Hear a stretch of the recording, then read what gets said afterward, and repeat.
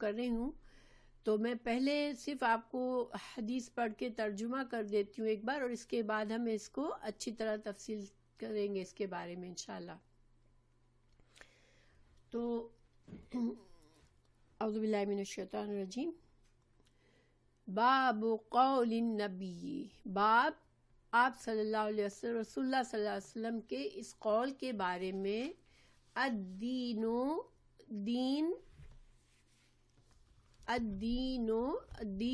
النصیحۃ، خیر خواہی ہے، للہ، اللہ کے لیے،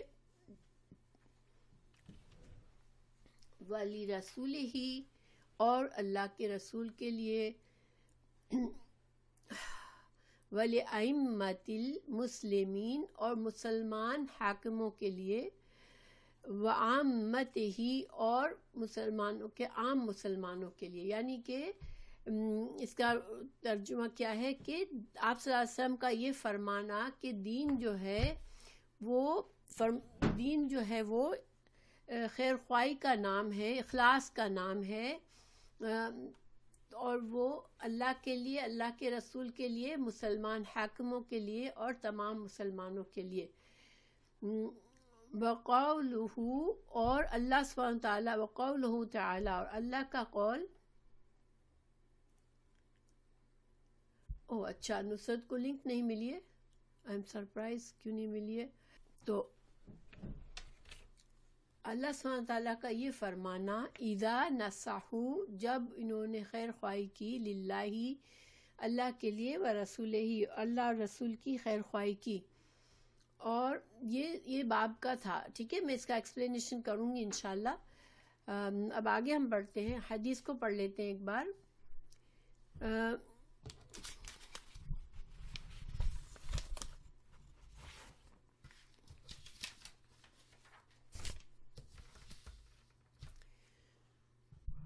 حدثنا، ہم سے بیان کیا، مسدد نے بیان کیا ہم سے. قال، انہوں نے کہا، حدثنا، بیان کیا ہم سے، یحییٰ عن اسماعیل، انہوں نے اسماعیل سے. قال حدثنی قیس ابن ابی حازم، انہوں نے کہا مجھے قیس ابن ابی حازم نے بیان کیا. عن جریر بن عبداللہ البجلی سے، انہوں نے حضرت جریر بن عبداللہ البجلی سے بیان کیا. قال، انہوں نے کہا، بایعت، میں نے بیعت کی، رسول اللہ صلی اللہ علیہ وسلم، اللہ کے رسول صلی اللہ علیہ وسلم کی، علی اقام الصلاۃ، نماز قائم کرنے پر، وایتاء الزکوٰۃ، اور زکوٰۃ دینے پر، والنصح، اور خیر خواہی، لکل مسلم، ہر مسلمان کی خیر خواہی پر. تو قیس بن ابی حازم نے بیان کیا، انہوں نے جریر بن عبداللہ بجلی رضی اللہ عنہ سے سنا. انہوں نے کہا، حضرت صلی اللہ علیہ وسلم سے میں نے نماز قائم کرنے اور زکوٰۃ ادا کرنے اور ہر مسلمان کی خیر خواہی کرنے پر بیعت کی.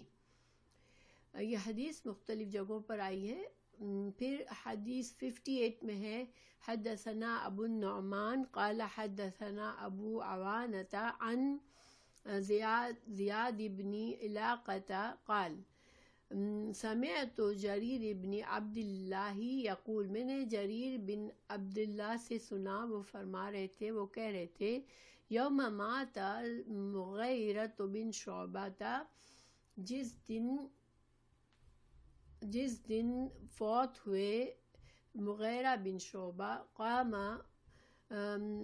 تو وہ کھڑے ہوئے، فحمدا، تو انہوں نے، یعنی جریر بتا رہے کہ وہ خود کھڑے ہوئے، فحمدا، پھر حمد بیان کی، اللہ کی، واسنا، اور تعریف بیان کی، علیہ، اللہ پر، وقال، اور کہا، علیکم باتقاء اللہ، تمہارے ذمے ہے اللہ کا تقوی کرنا، وحدہ، جو کہ اکیلا ہے، لا شریک لہ، جس کا کوئی شریک نہیں ہے، والوقار، اور تم کو اور کیا کرنا ہے، وقار سے کام لینا ہے. وقار ہم اردو میں بھی یوز کرتے ہیں. وقار کا مطلب سنجیدگی ہوتا ہے، ثابت قدمی ہوتا ہے، بہت جلد بازی نہیں کرنا، یہ وقار ہوتا ہے.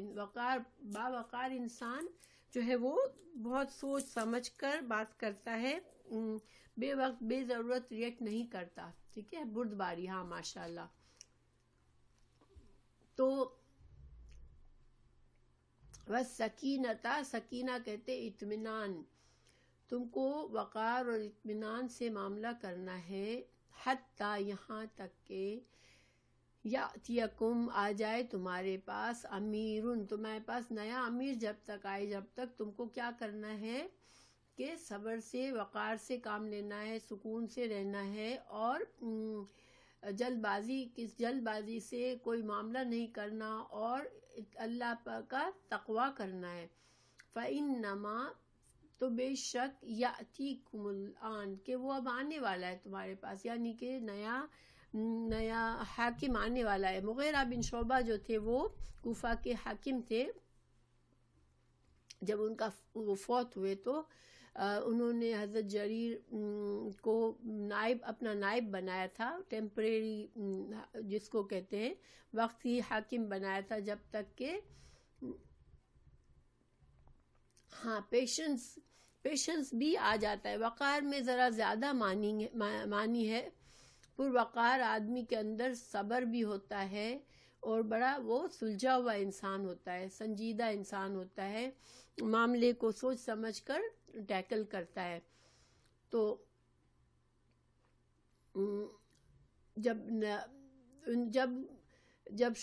مغیرہ بن شعبہ کا انتقال ہوا تو انہوں نے وقتی طور پر ان کو، حضرت جریر کو اپنا نائب بنایا تھا. تو وہ سمجھا رہے تھے لوگوں کو کہ تم لوگ اب یہ نہ سمجھنا کہ اب حاکم نہیں ہے تو ہم بے قابو ہو جائیں. ہاں بالکل، صبر اور پیشنس اور صبر تو ایک ہی بات ہے، لیکن بردباری میں جیسے اور بھی آ جاتا ہے نا کہ انسان معاملے کو سمجھتا ہے، سوچتا ہے، پھر سمجھداری سے کام لیتا ہے. تو اب یہ کہ یہ نہ، کیونکہ کوفہ والے جو تھے نا تھوڑے جذباتی قسم کے لوگ تھے اس زمانے میں، اور کئی آپ نے دیکھا ہوگا کہ اگر ہم ہسٹری پڑھتے ہیں تو کئی فتنے کوفہ سے اٹھے تھے، کیونکہ وہ لوگ بہت جلد باز قسم کے لوگ، بہت ہی زیادہ جلدی ایکسائٹڈ ہو جانے والے لوگ تھے، اور بہت فاسٹ ایکشن لینے والے لوگ تھے. تھوڑی سی دیر میں وہ اپنے گورنر سے باغی ہو جاتے تھے. تو اس وجہ سے حضرت جریر نے ان کو سمجھایا کہ دیکھو تمہارا امیر کا انتقال ہو گیا ہے، اس کا مطلب یہ ہے کہ اب تمہیں ذمہ دار بننا ہے، اور تمہیں اللہ کا تقوی کرنا ہے، اور تمہیں اپنے قانون کے مطابق چلنا ہے، تمہیں اپنے قانون سے دائرے سے باہر نہیں نکلنا اور فساد نہیں کرنا. تو اور اب تمہارا نیا امیر آنے والا ہے. اور پھر کیا بتایا، استعفو، تم مغفرت طلب کرو، لِأَمِيرِكُمْ، اپنے امیر کے لیے جن کا انتقال ہو گیا حضرت شعبہ کا. تو انہوں نے کہا کہ تم ان کے لیے استغفار بھی طلب کرو. فَإِنَّهُ، کیونکہ بے شک وہ کانا تھے، یحب العفو، وہ تم لوگوں کے ساتھ بہت درگزر کا معاملہ کرتے تھے، وہ بہت زیادہ تمہارے ساتھ مغفرت اور معافی کا معاملہ کرتے تھے، تو نرمی کا معاملہ کرتے تھے. تو تم اب ان کے لیے، چونکہ اب وہ چلے گئے دنیا سے، تو ان کا حق ہے کہ تم بھی ان کے لیے اللہ سے استغفار طلب کرو. ثم قال، پھر کہا، اما بعد، اور اس کے بعد جان لو، فإنی، کہ بے شک میں اتیتو، میں آیا، النبی صلی اللہ علیہ وسلم، میں ایک بار نبی صلی اللہ علیہ وسلم کے پاس آیا، اور میں نے کہا، قلتو، میں نے کہا، ابایعک علی الاسلام، کہ میں بیعت کرتا ہوں آپ کے ساتھ اسلام پر. فشرطا، تو آپ صلی اللہ علیہ وسلم نے شرط رکھی، علیہ، مجھ پر، کہ والنصح لکل مسلم. تو آپ صلی اللہ علیہ وسلم نے بیعت لینے سے ساتھ کیا شرط رکھی کہ تم کو ہر مسلمان کے ساتھ تم خیر خواہی کرو گے. فبایعتہ، تو میں نے بیعت کر لی آپ صلی اللہ علیہ وسلم سے اس پر، علی ھذا، اس بات پر، ورب ھذا المسجد، اور اس مسجد کے رب کی قسم، انی، بے شک میں، لناصح، میں البتہ خیر خواہ ہوں، لکم، تم لوگوں کا، ثم، پھر استغفر و نزل، پھر انہوں نے استغفار کیا اللہ سے اور منبر سے اتر گئے۔ تو اس کو ہم اس کا ترجمہ پڑھ لیتے ہیں، پھر میں آپ کو اس کے مسائل بتاتی ہوں انشاءاللہ۔ میری آواز صحیح آ رہی ہے نا؟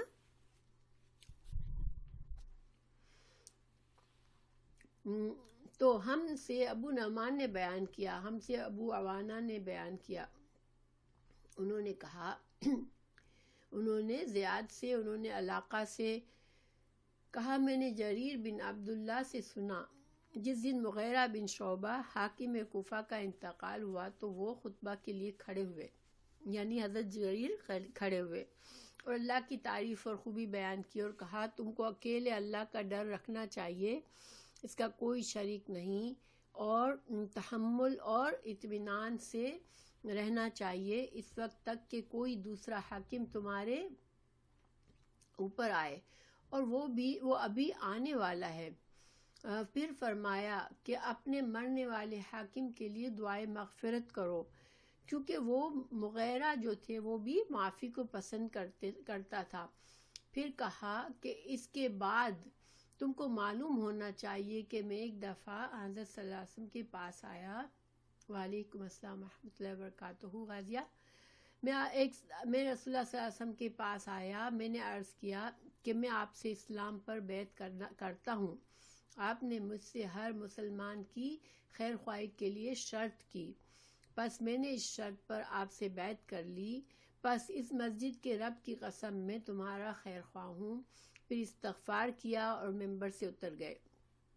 تو یہ تو حدیث کو میں نے ترجمہ آپ لوگوں کے ساتھ پڑھا ہے ابھی تک، اب انشاءاللہ ہم اس کو سمجھنے کی کوشش کرتے ہیں، ٹھیک ہے؟ تو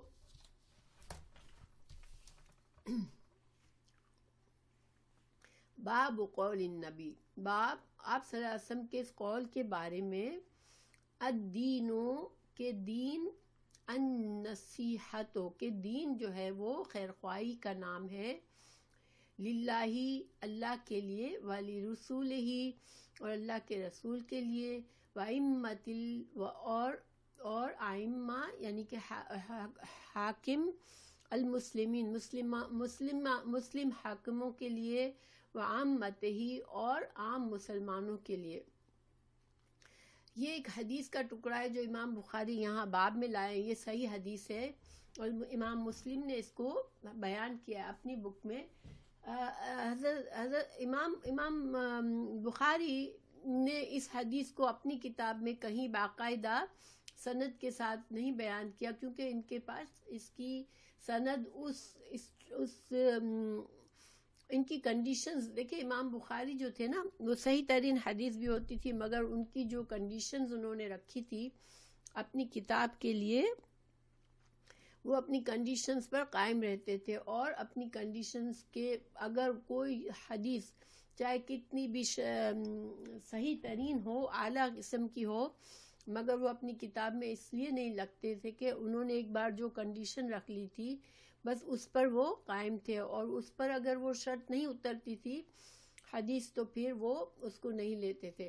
جیسے مثال کے طور پر اگر امام بخاری کا یہ شرط تھی دوسری شرطوں کے ساتھ کہ حدیث کے ہر راوی کا اس کے استاد کے ساتھ اس خاص حدیث کو بیٹھ کے سننا، اگر امام بخاری پر ثابت ہوتا کہ ان کو معلوم ہوتا کہ ہاں اس حدیث کو انہوں نے، اس راوی نے خود ان کے شاگرد تھا وہ اس سے سنا ہے، تو وہ، ورنہ وہ اس حدیث کو نہیں لیتے تھے۔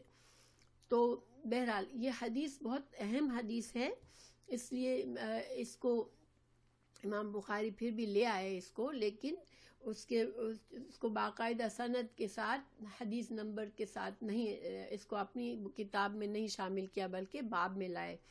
تو یہ حدیث سمجھنے والی ہے، کیونکہ یہ سارا مقصد جو ہے اس حدیث اس حدیث کو سمجھنے سے ہی ہمیں پتہ چلے گا کہ امام بخاری کیوں لائے ہیں اس ٹکڑے کو. تو یہ حدیث جو ہے وہ امام مسلم میں نے حضرت ابو رقیہ تمیم بن اوس داری کی سند سے بیان کیے. اور اس کا ترجمہ اس حدیث کا ترجمہ جو امام مسلم نے بیان کیے اس کا یہ ہے کہ رسول اللہ صلی اللہ علیہ وسلم نے فرمایا دین خیر خواہی کا نام ہے. تو صحابہ کرام نے کہا خیر خواہی کس کے لیے ہو؟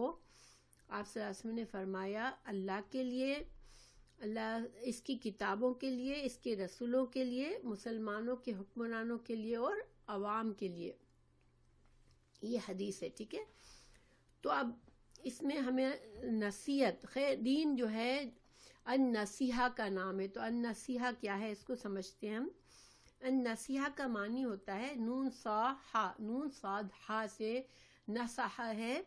نصح کا مطلب ہوتا ہے کسی چیز کو خالص اور صاف کرنا، ٹھیک ہے، یا کسی کی خیر خواہی چاہنا، کسی انسان کی خیر خواہی چاہنا، کسی کو نصیحت کرنا. جب شہد سے اس کے شہد کے جو وہ ہوتا ہے، شہد کی مکھی کا جو چھتا ہوتا ہے، اس سے اس موم کو الگ کر کے شہد کو خالص کرنا، اس کو عربی میں کہتے ہیں نصحت الاصل، کہ شہد کو صاف کر لیا. تو اس کا مطلب یہ ہوتا ہے کہ خیر خواہی چونکہ انسان کی خلوص کو کہتے ہیں، انسان کی نیت خاص ہوتی ہے، صاف ہوتی ہے، اور انسان دوسروں کا بھلا چاہتا ہے، اس کو خیر خواہی کہتے ہیں. کہ خلوص نیت سے دوسروں کا بھلا چاہنا یہ خیر خواہی ہے. تو دین جو ہے یہ خیر خواہی کا نام ہے. یہ امام بخاری بتا رہے ہیں کہ ہمارا جو دین ہے، دین اسلام، وہ اخلاص کے بنا پر ہے. اور اخلاص پھر کس کے ساتھ ہو؟ تو اس نے اللہ کا دین جو ہے ہم کو کیا سکھاتا ہے؟ دیکھیں اسلام کیا ہے، اسلام کے قوانین کیا ہے، حقوق اور فرائض ہیں، حلال اور حرام ہے. تو جب حقوق اور فرائض کا معاملہ آتا ہے تو ہمیں انصاف سے کام لینا سکھاتا ہے دین. ہمیں بندوں کے حقوق کا خیال رکھنا ہے، ہمیں اللہ کے حقوق کا خیال رکھنا ہے. تو یہ جب اخلاص نیت سے انسان اللہ کے حق ادا کرنے کی کوشش کرتا ہے، جب بندوں کے حق ادا کرنے کی کوشش کرتا ہے، اور سب کے ساتھ ہمدردی اور بندوں کے ساتھ، عام لوگوں کے ساتھ ہمدردی کرتا ہے، اخلاص کرتا ہے، تو یہ خیر خواہی ہے. اور یہی ہمارا دین کا پرپس بھی یہی ہے کہ دنیا میں اللہ کی یہ دنیا اللہ نے بنائی ہے. اللہ تعالیٰ چاہتے ہیں کہ اس میں لوگوں کے حقوق کا خیال رکھا جائے، دنیا میں امن قائم کیا جائے. وعلیکم السلام ورحمۃ اللہ. زلیخا، تو ہمارا جو دین ہے وہ اصل میں اس کا پورا مقصد ہی یہی ہے کہ اللہ کی مخلوق کے ساتھ کوئی زیادتی نہ کی جائے. چاہے جو جانوروں تک کے ساتھ ہمیں زیادتی کرنے کی اجازت نہیں ہے.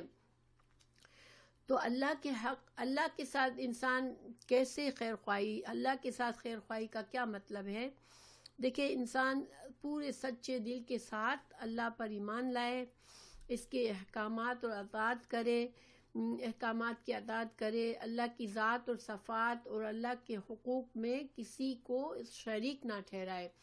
کہ اللہ سبحانہ وتعالیٰ کی ساری صفات اللہ کی خود اپنی صفات ہے، اس میں کوئی حقدار، کوئی حصہ دار نہیں ہے، کوئی برابر نہیں ہے. اور عبادت کا حق صرف اللہ کو ہے. بندہ اپنی عبادت صرف اللہ کے لیے کرتا ہے. اور جو کام بھی اللہ کو پسند ہے وہ بندہ کرتا ہے، اور جن کاموں سے اللہ ناراض ہوتا ہے بندہ اس سے بچتا ہے. یہ اللہ کے ساتھ خیر خواہی ہے. اچھا، اللہ کی کتاب کے ساتھ کیسے خیر خواہی کی جائے؟ کہ قرآن پر پہلی بات ایمان ہو کہ یہ اللہ کی کتاب ہے، یہ سچ ہے، اس میں جو کچھ ہے وہ اللہ نے میری ہدایت کے لیے اتارا ہے. تو اس کی تلاوت اخلاص کے ساتھ کرنا، اس کے معنی کو سمجھنا، اس کے احکامات پر غور و فکر کرنا، اور اپنی استطاعت کے مطابق عمل کرنا، یہ اللہ کی کتاب کے ساتھ اس کا حق ادا کرنا ہے، اس کا اور اس کے ساتھ نصیحت، اس کے ساتھ خیر خواہی کرنا ہے۔ اسی طرح رسول اللہ صلی اللہ علیہ وسلم کا حق کیا ہے کہ آپ صلی اللہ علیہ وسلم کی رسالت پر ایمان لائیں، سب سے بڑھ کر آپ صلی اللہ علیہ وسلم سے محبت رکھیں، آپ کی تعظیم کریں، آپ کی سنت اور احکامات کو سیکھیں، اس کا عمل حاصل کریں، آپ کے اسوہ حسنات کو سمجھنے کی کوشش کریں، پھر آپ کے احکامات پر عمل کرنے کی کوشش کریں اور آپ صلی اللہ علیہ وسلم کے اسوہ حسنہ کو اپنانے کی کوشش کریں۔ تو یہ اللہ کے رسول صلی اللہ علیہ وسلم کا حق ہے اور یہ آپ صلی اللہ علیہ وسلم سے خیر خواہی ہے۔ ائمہ مسلمین، مسلمانوں کے جو حکمران ہیں ان کے ساتھ خیر خواہی کرنا۔ دیکھیں یہ حکمرانوں کی بات ماننا یہ ہمارے دین کا حصہ ہے۔ تو اگر اللہ کسی کو اس مقام پر پہنچاتا ہے تو پھر چاہے وہ ہمیں ذاتی طور پر پسند ہو یا نہ ہو، ہمیں اگر وہ اللہ کے دین کے مطابق ہے، وہ ہمیں کوئی ایسی بات کرنے کو نہیں کہتا جو اللہ کے دین کے خلاف ہمیں کرنے کو بول رہی ہے یا ہمیں اللہ کے حرام کام کرنے کو کہہ رہی ہے، تو ہمیں اس حاکم کی ساتھ فرما برداری کرنی ہے، اس کی بات کو ماننا ہے، اس کے ساتھ خیر خواہی کرنی ہے۔ اگر کسی وجہ سے وہ حاکم کوئی غلط مشورہ دے دے، کوئی غلط بات کہہ دے، ایز اے انسان ہونے کے ناطے، ویسے اچھا مسلمان ہے لیکن انسان ہونے کے ناطے اس سے غلطی ہو جائے تو اس کی غلطی کو آسان طریقے سے اس سے آگاہ کیا جائے، اور اگر وہ ظلم پر اتر آئے تو پھر اس کے ظلم کو روکنا بھی، اس کو روکنے کی کوشش کرنی چاہیے۔ تو یہ ساری چیزیں جو ہے وہ ائمہ مسلمان کے ساتھ خیر خواہی ہے۔ اور جیسا کہ اس حدیث میں بھی حضرت مغیرہ کے لیے دعا مانگنے کے لیے کہا حضرت جریر رضی اللہ عنہ نے، تو حاکم کے لیے چاہے وہ زندہ ہو چاہے وہ دنیا سے رخصت ہو، اس کے لیے دعا کرنا بھی ہماری شریعت کا حصہ ہے۔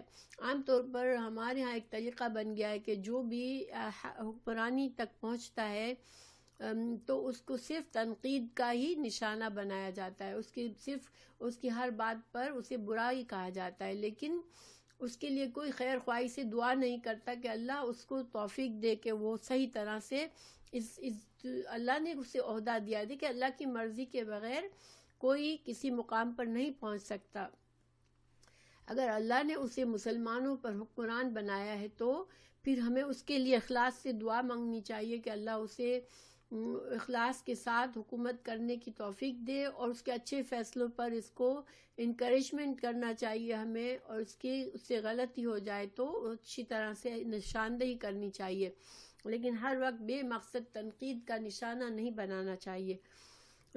پھر کیونکہ اللہ کے ہاں اس کی ذمہ داری کے لحاظ سے اس کو حساب دینا ہے، تو اگر وہ اس کے اندر خرابیاں ہیں تو یہ اس کا معاملہ ہے، لیکن جہاں تک حکومت کا معاملہ ہے، عوام کا معاملہ ہے، اسلامی ملکوں میں، اسلامی معاشرے میں جو سکون اور اطمینان اور امن رکھنے کے لیے حکمران کی فرما برداری ضروری ہے۔ بس اس صورت میں حکمران کی بات نہیں مانی جائے گی جو اللہ اور اللہ کے رسول صلی اللہ علیہ وسلم کے خلاف کوئی بات ہم سے کرنے کو کہے۔ پھر عام مسلمانوں سے خیر خواہی، ان کے ساتھ ہمدردی رکھنا، اچھا اخلاق سے تعلق کرنا، ان کے لیے مددگار ثابت ہونا، ان کی ضرورتوں میں جس حد تک بھی ہم دوسرے مسلمانوں کو فائدہ پہنچا سکتے ہیں اپنی ذات سے ہمیں کرنا چاہیے، کسی کو ہماری ذات سے تکلیف نہ پہنچے، ہماری زبان سے کسی کو تکلیف نہ پہنچے۔ پھر بڑے ہیں تو بڑوں کو ان کا احترام کرنا، چھوٹے ہیں تو ان کے ساتھ شفقت اور نرمی کرنا، کسی کے عیب ہمیں معلوم ہو جائے تو اس کے عیب پر پردہ رکھنا، امر بالمعروف اور نہی عن المنکر کا فریضہ ادا کرنا کہ اچھے طریقے سے لوگوں کو غلط کاموں سے روکنا اور ان کو اچھے کاموں کے لیے رہنمائی کرنا، جیسے سورہ اخلاص میں ہے وَتَوَاصَوْا بِالْحَقِّ وَتَوَاصَوْا بِالصَّبْرِ۔ یہ ہر مسلمان کا کام ہے کہ آپس میں ایک دوسرے کی وہ باتیں جس سے وہ خود اپنے آپ کو گنہگار بنا رہے ہیں، اللہ کے مجرم بن رہے ہیں، اگر ہم سے ہو سکے تو ہم ان کی خیر خواہی کریں، اچھی طرح سے ان کو اس گناہ سے اور اس بری چیز سے بچائے. تو یہ ان سے خیر خواہی ہے، تمام مسلمانوں سے خیر خواہی ہے. اللہ تعالیٰ یہ عادتیں اور یہ خصلتیں ہمارے اندر پیدا کر دے، کیونکہ آج ہمارے اندر خیر خواہی نہیں رہی ہے. آج مسلمانوں میں اوور آل خیر خواہی ختم ہو گئی ہے. اللہ سبحانہ تعالیٰ مسلمانوں کو یہ صحیح دین کو سمجھنے کی توفیق دے کہ دین ہے ہی خیر خواہی کا نام. تو پھر اگر ہم کیسے کہتے ہیں کہ ہم دین پر چل رہے ہیں جبکہ ہمارے اندر خیر خواہی کا ایک ذرا بھی موجود نہ ہو؟ تو ہم دوسروں کے عیب نہ ڈھونڈیں بلکہ ہم اپنے اندر جا کے اور اپنی اصلاح کریں، بس یہی بہترین چیز ہے. تو رسول اللہ صلی اللہ علیہ وسلم نے ہمارے لیے نمونہ بنا ہے، آپ صلی اللہ علیہ وسلم کی زندگی، کہ آپ نے ساری زندگی امت کے ساتھ خیر خواہی کی، اور انشاءاللہ آخرت میں بھی وہ اپنی امت سے خیر خواہی کریں گے. امتی امتی جب ہر انسان نفسی نفسی کر رہا ہوگا، آپ صلی اللہ علیہ وسلم امتی امتی کر رہے ہوں گے. تو آپ صلی اللہ علیہ وسلم نے ہمارے لیے نمونہ چھوڑا ہے خیر خواہی کا. دشمن ہو، دوست ہو، مسلم ہو، غیر مسلم ہو، سب کے ساتھ آپ نے خیر خواہی کیے. طائف جب گئے تو طائف والوں نے اتنا تکلیف پہنچائی، آپ کو زخمی کر دیا، آپ خون سے، آپ کے جسم سے ہر طرح سے خون بہہ رہا تھا، اور فرشتے آئے کہ ہم 2 پہاڑوں کو ملا کر ان کو عذاب دیتے ہیں، ان کو تباہ کر دیتے ہیں. آپ صلی اللہ علیہ وسلم نے کہا نہیں، ان کی آئندہ نسلوں میں سے شاید کوئی ایمان لے آئے. تو اسی طرح فتح مکہ کے بعد لوگوں نے اتنا ظلم کیا تھا، فتح مکہ تک مکہ والوں نے اتنی دشمنی کی تھی، لیکن آپ صلی اللہ علیہ وسلم نے فتح مکہ کے فوراً بعد اعلان کر دیا، لا تثریب علیکم اليوم، آج تم کو کوئی پکڑ نہیں ہے. آپ نے سوائے چند شدید ترین مجرموں کے تمام عام معافی کا اعلان کر دیا. اسی طرح ایک یہودی لڑکا مر رہا تھا، مرگ الموت میں تھا، تو آپ صلی اللہ علیہ وسلم نے اس کی عیادت فرمائی اور اس کو اسلام کی دعوت دی، اور وہ لڑکا مسلمان ہو گیا، اور پھر اس کو موت آ گئی. اور آپ صلی اللہ علیہ وسلم نے فرمایا الحمدللہ کہ میرے ذریعے اللہ نے اس کو آگ سے بچا لیا. تو آپ صلی اللہ علیہ وسلم کی زندگی میں بہترین مثالیں ہمارے لیے دوسروں سے خیر خواہی کرنے کے لیے.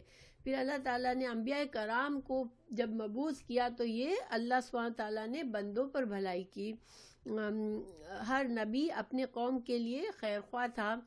حضرت سورہ اعراف میں 62 میں اللہ تعالیٰ نے فرمایا ابلغکم رسالات ربی وانصح لکم، کہ میں تمہیں اپنے رب کے پیغامات پہنچاتا ہوں، تمہارا خیر خواہ ہوں.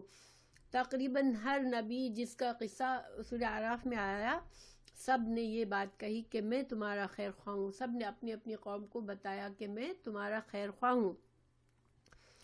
تو خیر خواہی کرنے کے کچھ طریقے ہیں، میں آپ کو بتانا چاہ رہی ہوں کہ خیر خواہی میں یہ بھی شامل ہے کہ کسی کو اس کی غلطیوں کی نشاندہی کی جائے.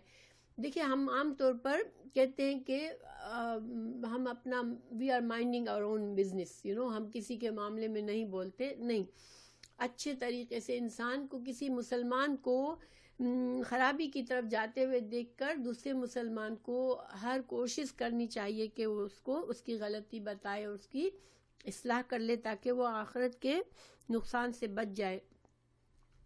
تو خیر خواہی کا دوسری طریقہ یہ ہے کہ دوسروں کے لیے وہ چاہنا جو ہم اپنے لیے پسند کرتے ہیں.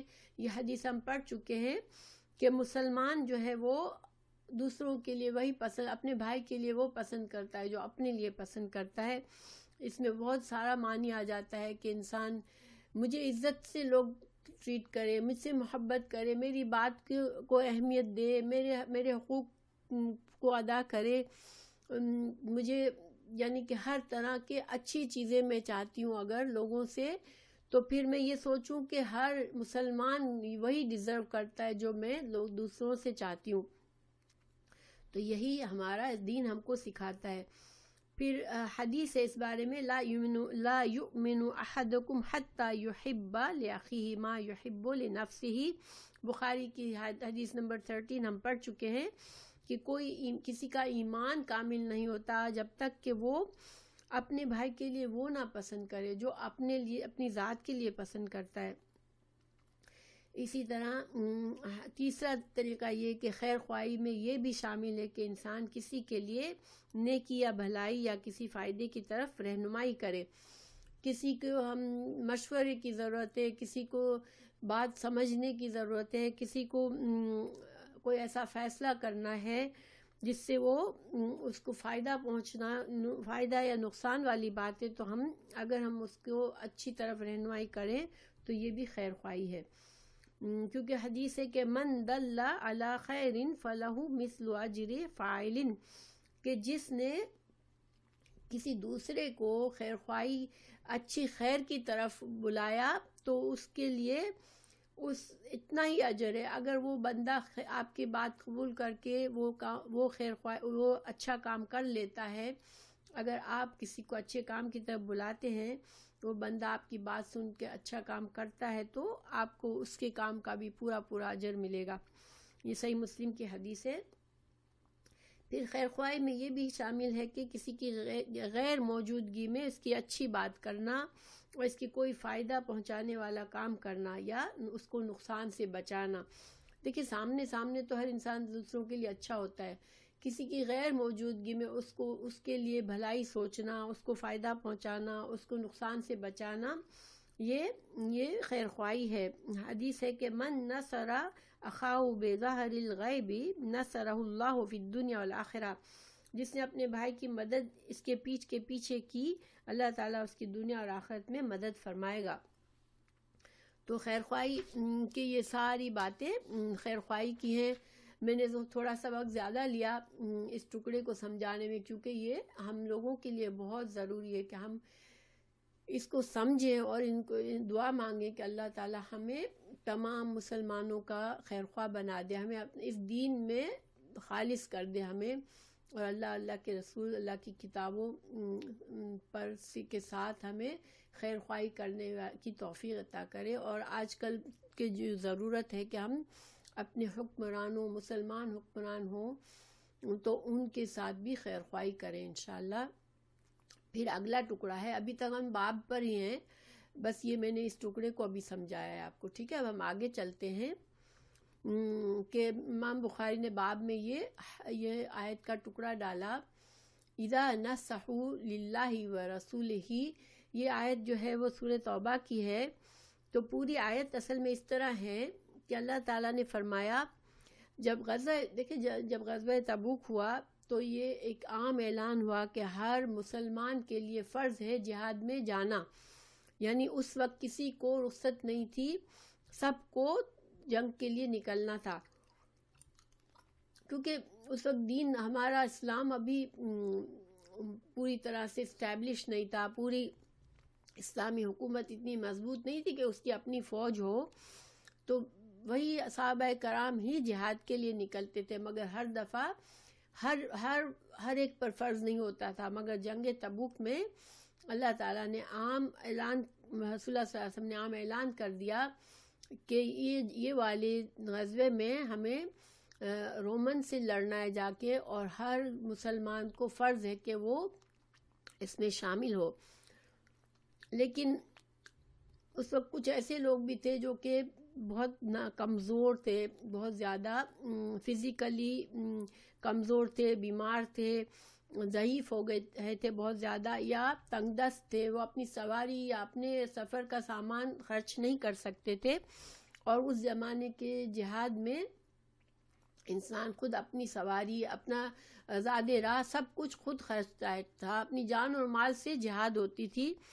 تو اب وہ لوگ جن کے پاس نہ سواری ہے، نہ اور کسی کے پاس کوئی بیمار ہے، یا کوئی اتنا بوڑھا ہو چکا ہے کہ سفر نہیں کر سکتا، اور یا کوئی اتنے بچے ہیں ابھی، تو پھر ان کو اللہ تعالیٰ نے ان کے بارے میں یہ آیت فرمائی کہ ان پر کوئی اللہ کی طرف سے حرج نہیں ہے، کوئی تنگی نہیں ہے، کوئی زبردستی نہیں ہے ان پر۔ اللہ تعالیٰ سے اگر ان کا ایمان اگر سچا ہے، اگر ان کے دل میں خیر خواہی ہے، تو اللہ سبحانہ تعالیٰ ان کی پکڑ نہیں ہوگی، بلکہ ان کو بھی وہی اجر ملے گا۔ اگر ان کی نیت ایسی ہوگی کہ کاش ہم بھی جہاد کرتے، ان کی نیت میں اخلاص ہوگا تو اللہ ان کو اجر و ثواب دے گا وہی جہاد کا۔ تو یہ خیر خواہی دل کی نیت کا فائدہ اس آیت سے پتہ چلتا ہے کہ انسان کی نیت میں اخلاص ہوتا ہے تو اللہ تعالیٰ اس کو اجر میں کمی نہیں کرتا، چاہے وہ کام ہو سکے، انسان کے اندر استطاعت ہے یا نہیں ہے، مگر اللہ سبحانہ تعالیٰ اجر میں کمی نہیں کرتا اگر انسان کے دل میں اخلاص ہے۔ تو پھر حدیث آگے بیان کی امام بخاری نے، حدثنا مسدد قال حدثنا یحییٰ، میں اس کا ترجمہ کر چکی ہوں، میں صرف پڑھوں گی اس کو۔ عن اسماعیل قال حدثنی قیس بن ابی حازم عن جریر ابن عبداللہ البجلی، تو حضرت جریر نے کہا کہ میں نے بیعت کی اللہ کے رسول صلی اللہ علیہ وسلم سے کہ میں نماز قائم کروں گا اور میں زکوٰۃ ادا کروں گا اور ہر مسلمان کے ساتھ میں خیر خواہی کا معاملہ کروں گا۔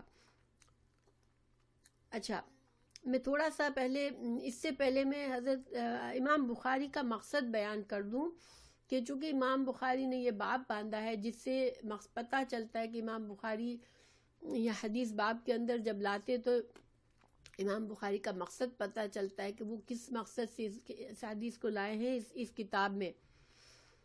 تو دیکھیں، کتاب الایمان کا یہ آخری باب ہے، ٹھیک ہے۔ اب کتاب الایمان مکمل ہو رہی ہے، اور اس سے پہلے امام بخاری نے یہ ابھی تک دین کے مسائل ثابت کیے ہیں، ایمان کے مسائل ثابت کیے ہیں کہ ایمان اور دین ایک ہی چیز ہے، اور عمل صالح اس سے الگ نہیں ہے، نیک اعمال بھی اس کا حصہ ہے۔ تو پھر اب نیک اعمال کی قبولیت کس چیز پر ہے؟ جیسے پچھلے باب میں بھی تھا کہ نیت کے مطابق ہے، تو یہاں بھی انسان کی خیر خواہی اور انسان کے اندر کتنا اخلاص ہے اس کے لحاظ سے ہر عمل کی قبولیت ہے۔ تو گویا کہ کتاب الایمان میں کے آخر میں امام بخاری یہ ثابت کر رہے ہیں کہ دین ہمارا، ایمان جو ہے وہ عمل نیک اعمال کے بغیر پورا نہیں ہوتا، اور نیک اعمال اخلاص سے نیت اور خیر خواہی کے بغیر پورے نہیں ہوتے۔ تو اب ایک طرح سے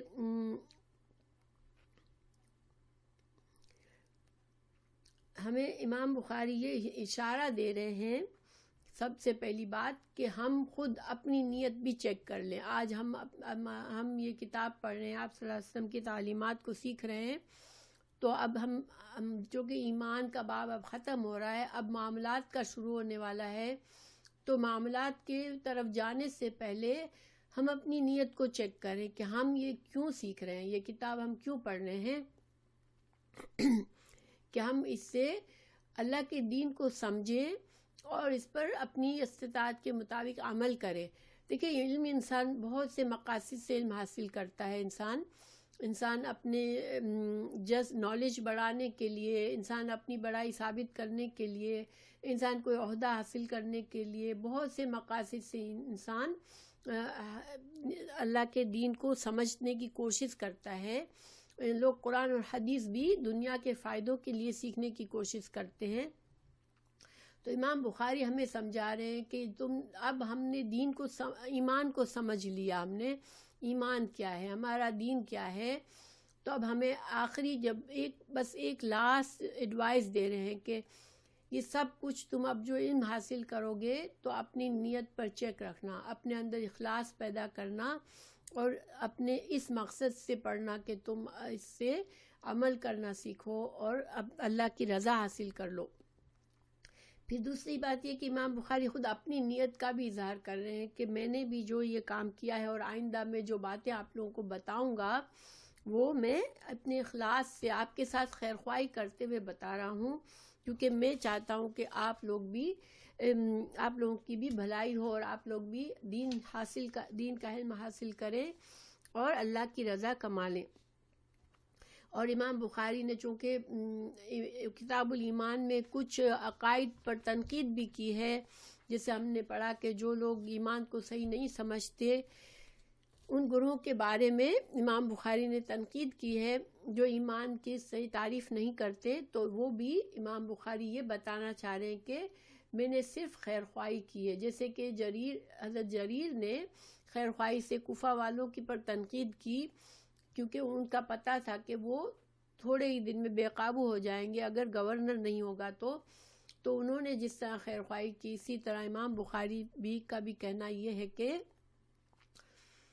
میں نے جن لوگوں کے غلط عقائد پر تنقید کی ہے کتاب الایمان میں، تو میں نے ان سے خیر خواہی کی نیت سے کی ہے، کوئی اور مقصد سے نہیں کی ہے. تو یہ کتاب کے باب کا مقصد ہے، اس حدیث کے باب کا مقصد ہے جو مجھے پہلے بتانا تھا، میں بھول گئی. ٹھیک ہے، اب ہم حدیث 57 کے فائدے دیکھتے ہیں. حدیث کو تو پڑھ لیا کہ حضرت جریر بن عبداللہ بجلی نے آپ صلی اللہ علیہ وسلم سے بیعت کی تھی. تو اب حضرت جریر رضی اللہ عنہ کے بارے میں کہا جاتا ہے کہ انہوں نے زندگی بھر اس عہد کو یاد کیا اور اس کے مطابق عمل کیا. ان کے بارے میں ایک واقعہ مشہور ہے کہ یہ حافظ طبرانی نے بیان کیا ہے کہ ایک بار انہوں نے اپنے ملازم کو بھیجا کہ گھوڑا خریدنے کے لیے بازار میں بھیجا.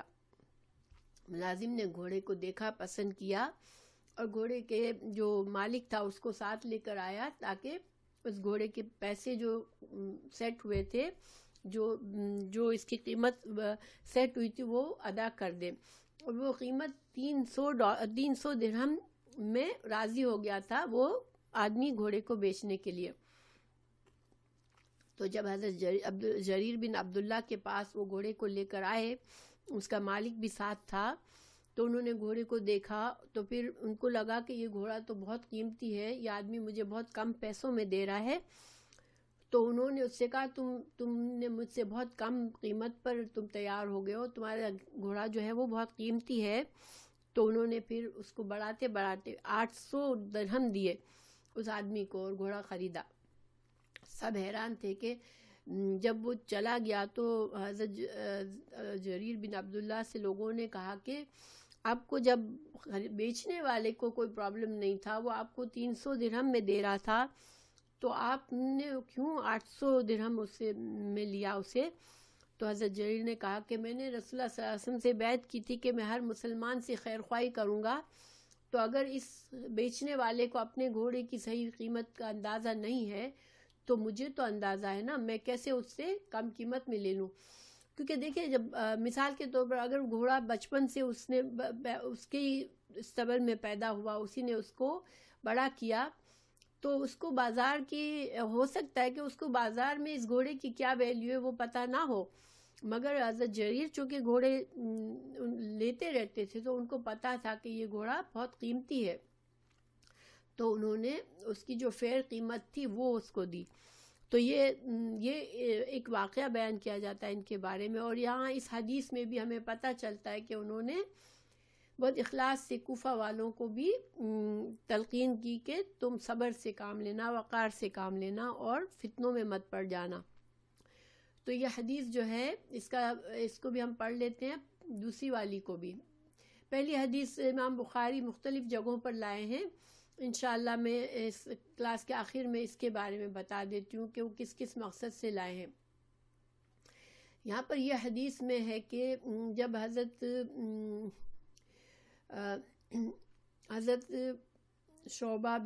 مغیرہ بن شعبہ کا انتقال ہوا، وہ کوفے کے گورنر تھے، تو حضرت جریر رضی اللہ عنہ نے نصیحت فرمائی، وہ نائب ان کو مقرر کیا تھا، انہوں نے نصیحت فرمائی کوفہ والوں کے کو کہ تم وقار اور اطمینان سے رہنا جب تک تمہارا نیا امیر آ جائے، اور وہ آنے والا ہے، اور اپنا جو امیر تھے جن کی وفات ہو گئی ان کے لیے استغفار کرنا.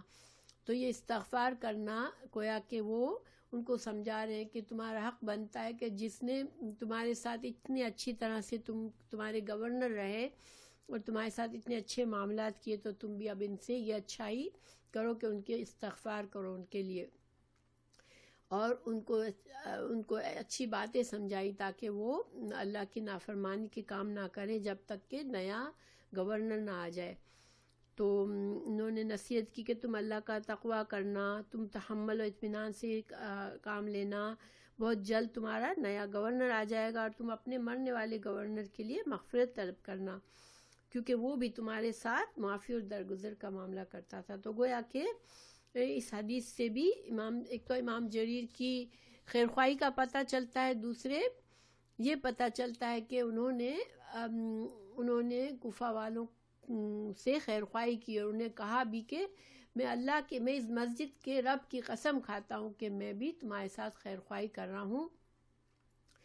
تو اس حدیث سے ہمیں کچھ فائدے پتہ چلتے ہیں۔ نمبر 1 یہ پتہ چلتا ہے کہ یعنی اللہ اپنا جو بھی مسلمان حاکم ہے اس کی بات ماننی ضروری ہے، لیکن اگر کبھی ایسا ہو کہ کبھی وہ کسی طور سے ہم پر نظر نہیں رکھ رہا، کبھی قانونی طور پر کبھی کوئی ہمیں نہیں دیکھ رہا، مثال کے طور پر ہم یہ سمجھ سکتے ہیں جیسے پولیس نہیں نظر آ رہی تو ہم کہیں گے کہ چلو ہم تھوڑا سا گاڑی کو جو اسپیڈ لیمٹ سے زیادہ چلا لیں، تو یہ کیا ہے؟ یہ تقویٰ نہیں ہے۔ تقویٰ کیا ہے کہ جو بھی قانون بنائے گئے ہیں، اوکے غازیہ انشاءاللہ کوئی بات نہیں، تو جو بھی قانون بنائے گئے ہیں ان کو چاہے کوئی تمہیں دیکھ رہا ہے چاہے نہیں دیکھ رہا، اللہ دیکھ رہا ہے، اس لیے انسان کو ان قانون کو پورا کرنا چاہیے، چاہے حکومت کے قانون ہے چاہے اللہ سبحانہ تعالیٰ کے شریعت کے قانون ہے۔ پھر حاکم کے لیے استغفار کرو، تو یہ بھی ہمیں ان کے لیے دعا کرنا بھی اس سے ثابت ہوتا ہے کہ حکمرانوں کے لیے دعا کرنی چاہیے۔ وعلیکم السلام ورحمۃ اللہ وبرکاتہ۔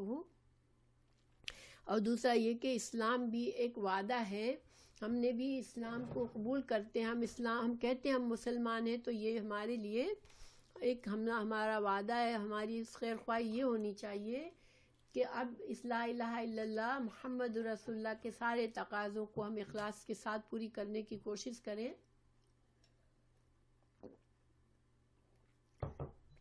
انشاءاللہ ہمیں توفیق دے اللہ کہ ہمارے اندر خیر خواہی آئے۔ اب جو دوسری جگہوں پر امام بخاری لائے اس حدیث کو، 524 میں امام بخاری اس کو کتاب الصلاۃ میں لائے ہیں کہ نماز درست پڑھنے کی بیعت جو ہے لی جا سکتی ہے، اور خیر خواہی کہ نماز کے ساتھ نماز میں اخلاص بھی خیر خواہی ہے، ٹھیک ہے۔ یہ امام بخاری نے باب باندھا ہے کہ نماز کے اندر نماز کو اچھی طرح پڑھنا بھی یہ خیر خواہی ہے، یہ ہمارے دین کے ساتھ کی ریکوائرمنٹ ہے، ہمیں نماز میں یہ خیال رکھنا چاہیے کہ ہم اچھی طرح سے نماز پڑھیں، اس کے تمام اوقات کا خیال کریں، اس کی شرائط کا خیال کریں، اپنی نیت کا خیال کریں، اپنے خشوع اور خضوع کا خیال کریں انشاءاللہ۔ پھر زکوٰۃ کے لیے تو زکوٰۃ بھی صحیح اخلاص سے ادا کرنا بھی دین میں خیر خواہی ہے، یہ 1401 میں ہے، زکوٰۃ کی کتاب میں لائے ہیں۔ پھر تجارت 2157 جو ہے وہ لین دین تجارت میں بھی انسان کو خیر خواہی سے کام کرنا چاہیے، کیونکہ یہ بھی ہمارا دین میں شامل ہے کہ ہم لوگوں سے کس طرح معاملات کرتے ہیں۔ پھر 2714 میں کسی کو اخلاص نیت سے دین پر چلنے کے لیے اس سے عہد لیا جا سکتا ہے۔ اگر کوئی عالم ہے، کوئی امام ہے، تو وہ کسی سے اس طرح سے بیعت لے سکتا ہے، کیونکہ آپ صلی اللہ علیہ وسلم نے لی تھی خیر خواہی کے لیے بیعت، تو امام بھی لے سکتا ہے خیر خواہی کی بیعت۔ پھر 2705 میں یہ مسئلہ ثابت کیا ہے کہ استاد جو ہے مسلمانوں کے آپس میں اختلافات دور کرنے کے لیے مدد کرے، اور ظالم کو ظلم سے روکے اور اس کو سمجھائے، اور مظلوم کی بھی مدد کرے۔ جو بھی استاد ہوتا ہے یا امام ہوتا ہے وہ لوگوں کے اندر بھلائی کے فیصلے کر سکتا ہے۔ پھر 7204 میں یہ مسئلہ ثابت کیا کہ ہمارا جو دین ہے پورا کا پورا اخلاص اور خیرخواہی ہے اللہ اور بندوں کے ساتھ. تو یہ سب کچھ الحمدللہ یہ ہمارا آج کی حدیث مکمل ہوئی. انشاءاللہ آپ لوگوں کے لیے آسان تھی سمجھنا، اور اللہ تعالی ہمیں عمل کرنا بھی آسان کرے ہمارے لیے. ایک بار پھر میں